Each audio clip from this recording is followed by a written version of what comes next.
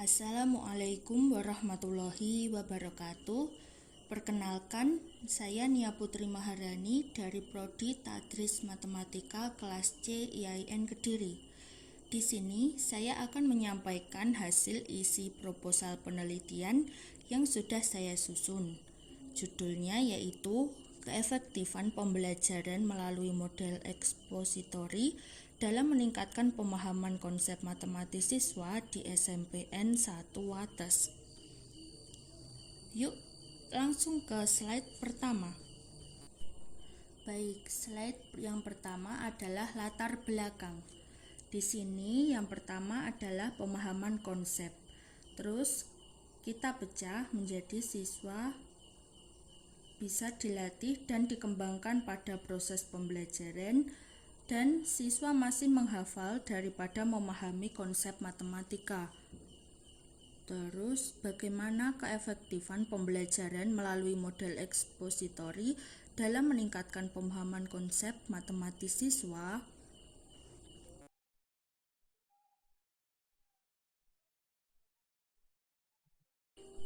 Selanjutnya yaitu pertanyaan peneliti. Bagaimanakah keefektifan pembelajaran melalui model ekspositori dalam meningkatkan pemahaman konsep matematis siswa di SMP Negeri 1 Wates?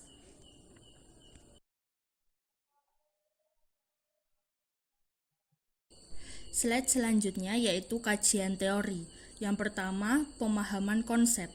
Pemahaman merupakan kemampuan memahami atau memahamkan suatu materi sehingga dapat menemukan cara sendiri untuk mengemukakan materi tersebut melalui kognitif yang dimiliki oleh siswa. Setiap materi pembelajaran matematika berisi sejumlah konsep yang harus dikuasai siswa. Konsep-konsep tersebut saling berkaitan satu sama lain.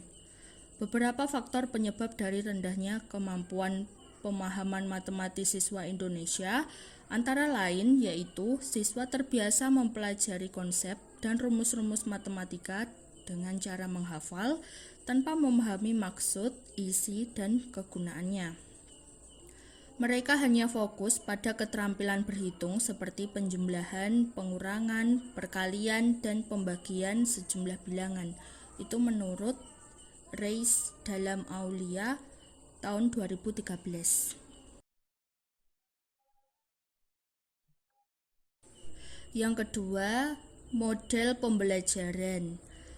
Berdasarkan beberapa pendapat yang telah dikemukakan para ahli, peneliti menyimpulkan bahwa model pembelajaran adalah suatu pola pembelajaran yang tergambar dari awal hingga akhir kegiatan pembelajaran, yang tersusun secara sistematis dan digunakan sebagai pedoman untuk merencanakan kegiatan pembelajaran untuk mencapai tujuan pembelajaran yang telah ditetapkan. Model pembelajaran harus disesuaikan dengan tingkatan dan karakteristik kelas, pokok materi yang akan dibahas, kesediaan media pembelajaran, dan lain-lain. Maka sangat penting untuk menentukan model pembelajaran yang tepat untuk digunakan dalam suatu pembelajaran, sehingga tujuan yang hasil belajar dapat tercapai.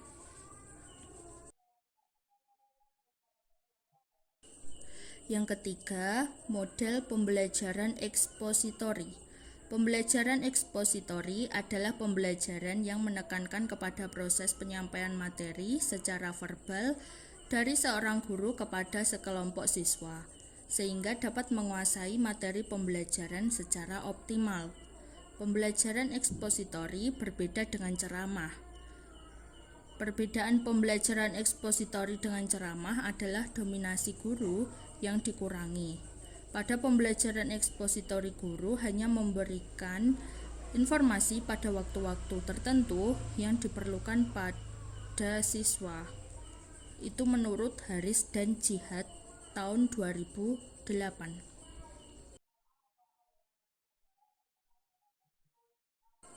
Selanjutnya yaitu penelitian terdahulu.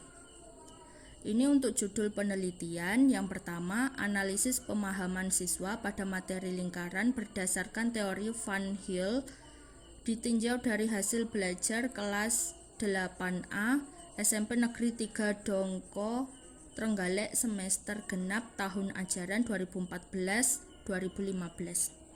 Hasil yang pertama, pemahaman siswa mengenai materi lingkaran berdasarkan teori Van Hill pada umumnya berada pada tahap 1 atau analisis. Yang kedua, sebagian besar siswa masih kesulitan ketika menemukan soal yang berbentuk cerita.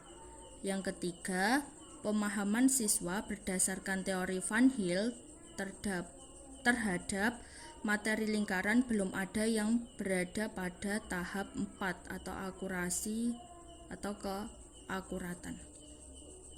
Dengan penelitian sekarang itu persamaannya, yang pertama yang diteliti adalah pemahaman siswa, yang kedua ditinjau dari hasil belajar, yang ketiga analisis data menggunakan analisis data kualitatif. Terus perbedaannya adalah yang pertama materinya, terus yang kedua tempat lokasi penelitiannya, yang ketiga siswa yang diteliti.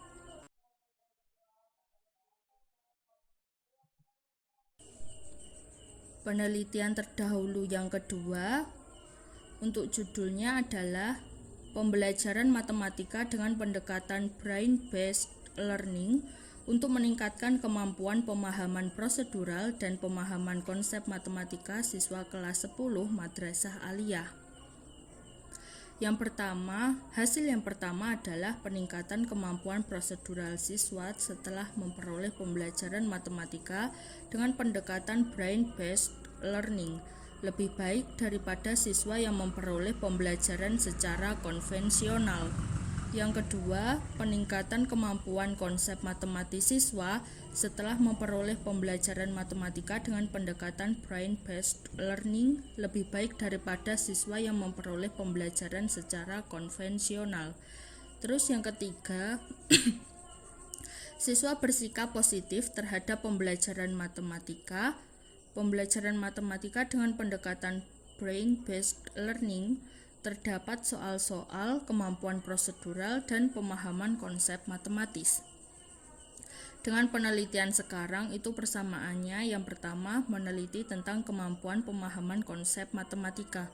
Terus perbedaannya, yang pertama menggunakan pendekatan brain-based learning. Yang kedua, penelitian tindakan kelas. Yang ketiga, analisis data yang digunakan adalah analisis data kuantitatif.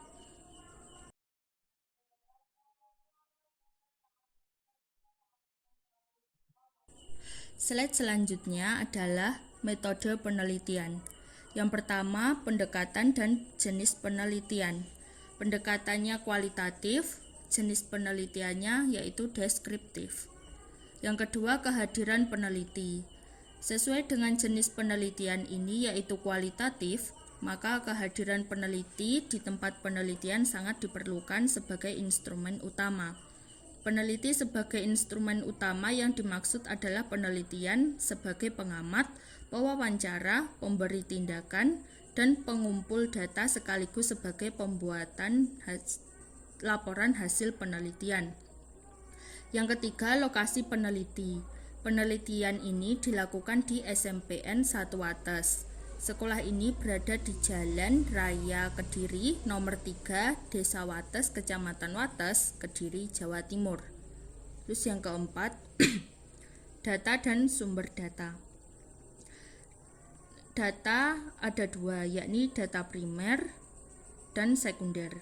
Data primer ini meliputi hasil tes yang telah diberikan oleh peneliti dan hasil wawancara. Terus yang data sekunder yaitu diambil dari buku penunjang dan data hasil observasi yang berkaitan dengan fokus penelitian. Terus untuk sumber datanya yaitu siswa kelas 8B berjumlah 29 siswa dan guru matematika di SMPN 1 Wates. Terus teknik pengumpulan data, yakni tes pemahaman konsep dan pewawancara.